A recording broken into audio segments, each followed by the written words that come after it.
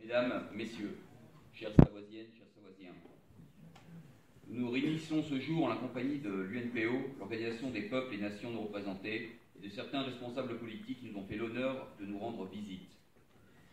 Ce jour est donc, pour notre mouvement, une étape considérable qui s'inscrit dans un parcours long, difficile, mais pas moins fructueux. Nous allons relater ce parcours dans cette élocution, mais avant toute chose, nous aimerions ici rendre hommage à une personne sans qui, vous ne pouvez ignorer, nous n'aurions jamais pu franchir toutes ces étapes. Fabrice Dugerdil, le moteur de notre action Sacrée de voûte, ne peut hélas être présent ce jour. Il fut incarcéré le 28 janvier 2015 pour des motifs politiques qui sont mis en évidence par la disproportion de la peine qui lui est infligée au regard des faits qui lui sont reprochés. À ce jour, il n'est toujours pas libéré. Nous ne tiendrons pas ici l'office d'un juge, mais nous constatons cependant la coïncidence des emprisonnements avec la visite de l'UNPO. Cet emprisonnement injurieux de la justice s'étend sur une durée considérable, 3 mois de prison ferme réservée à Fabrice. Il ne faut pas voir ici une once de justice, car la justice, c'est pour beaucoup l'individualisation de la peine. J'invite ceux qui connaissent la vertu de cet homme à répondre aux questions suivantes. Fabrice Dugerdil est-il une personne dangereuse envers les individus? Pourquoi priver une famille d'un mari, d'un père, ne la laissant sans ressources, et meurtrie par la souffrance qu'il endure? Au fur et à mesure que les jours s'écoulent, notre inquiétude grandit. Nous craignons l'effet qu'aura cette peine.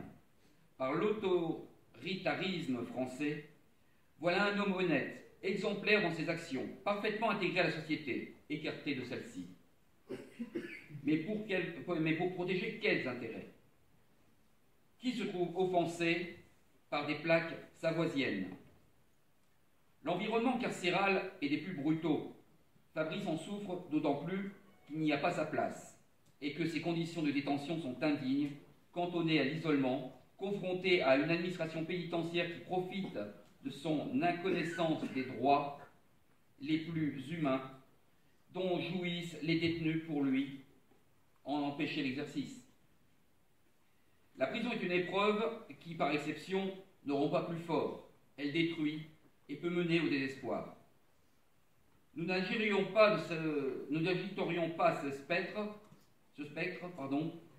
en présence de ses proches, mais si Fabrice n'avait pas entamé depuis le 28 janvier une grève de la faim, et s'il ne se renouvelait pas à plusieurs reprises une grève de la soif, des actions qui témoignent tant de son courage que de son désespoir.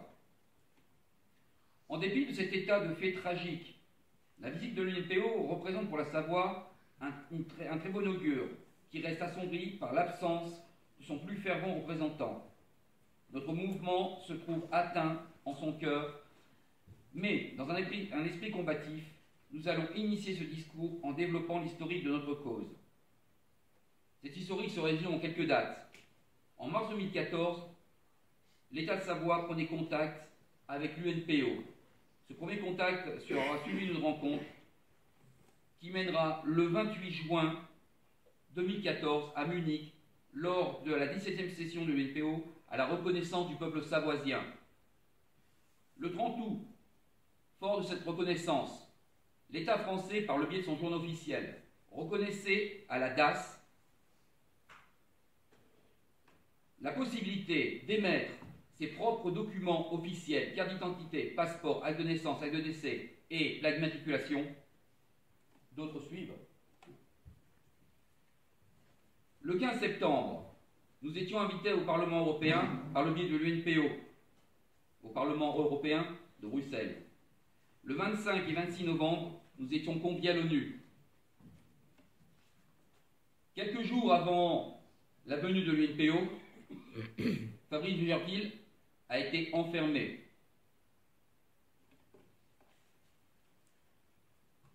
Ainsi, vous pouvez constater l'évolution dans notre cause a fait l'objet, mais il serait trop simple de relater ce processus sans évoquer le contexte dans lequel il s'inscrit. Nous débutions notre lutte dans le cadre d'une non-reconnaissance chronique de l'identité savoisienne. Il nous est encore aujourd'hui défendu de prétendre, lors de nos manifestations, d'appartenir à une nation savoisienne.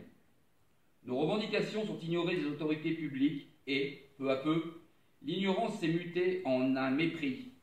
En plus de ne pas reconnaître nos droits, on nous a accordé pour seule réponse des moqueries, des fausses concessions, des mensonges. En feignant d'accorder de l'importance à nos revendications, la France a subrepticement étouffé nos ressources, court-circuité nos alliances, surveillé nos échanges, sans jamais, jamais avoir le courage de reconnaître la responsabilité de ces atteintes. Récemment, le mépris a cédé à la violence. La répression est une forme de violence légitimée par le droit, un droit qui exclut le nôtre et sert à nous menacer et, le cas échéant, nous opprimer. Fabrice Dujardil en offrira un meilleur témoignage lorsqu'il aura été libéré. Ce contexte si ancien est pourtant encore aujourd'hui pesant sur notre cause, qui se trouve amputée de son leader. C'est pourquoi nous sollicitons l'aide de l'UNPO, mais aussi le soutien de chacun d'entre vous.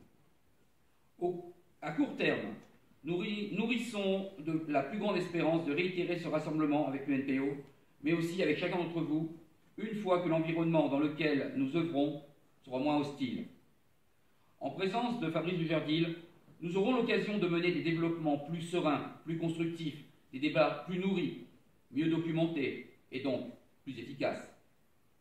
C'est pourquoi j'insiste dorénavant pour que cet événement se reproduise, pour que l'UNPO puisse à nouveau nous faire l'honneur de sa visite et ainsi empêcher l'État français d'étouffer la défense de notre cause. Je vous remercie.